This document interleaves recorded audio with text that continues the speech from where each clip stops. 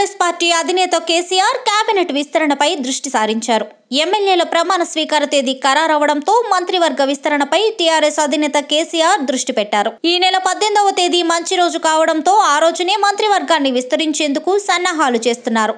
తొలి విడత విస్తరణలో మంత్రి పదవులు దక్కేవారిలో హరీష్ రావు, కేటీఆర్, కొప్పుల ఈశ్వర్, ఇంద్రకరణ్ రెడ్డి, జోగు రామన్న, పోచారం, బాల్క సుమన్, కడియం శ్రీహరి వంటి ప్రముఖులకు చోటు దక్కనుందని తెలుస్తోంది. గతంలో వారి పనితీరు ఆధారంగా మంత్రివర్గంలో చోటు కల్పించాలని కేసీఆర్ భావిస్తున్నారు. ఈసారి మంత్రివర్గ విస్తరణలో శాఖల వారీగా భారీ మార్పులు ఉంటాయని అంచనా రాజకీయ విశ్లేషకులు వేస్తున్నారు.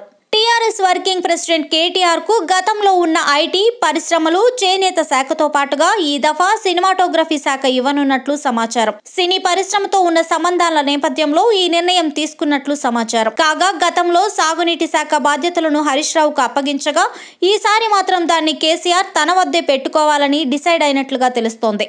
దీంతో హరీష్ రావుకు ఏ బాధ్యతలు అప్పగించబోతున్నారన్నది సస్పెన్స్ గా మారింది. ఇక గతంలో ఆర్థిక శాఖ నిర్వహించిన ఈటెల రాజేందర్ కు ఈసారి స్పీకర్ పదవి ఇస్తారన్న ప్రచారం జరుగుతోంది. కేటీఆర్ కు మాత్రం యథావిధిగా ఐటీ శాఖను కేటాయిస్తారని భావిస్తున్నారు. గత కేబినెట్ లో ఒక్క మహిళకు కూడా ఛాన్స్ ఇవ్వలేదని విమర్శలు వెల్లువెత్తిన క్రమంలో ఈసారి అలాంటి అపవాదులకు అవకాశం లేకుండా చూసుకోవాలని కేసీఆర్ భావిస్తున్నట్లుగా తెలుస్తోంది.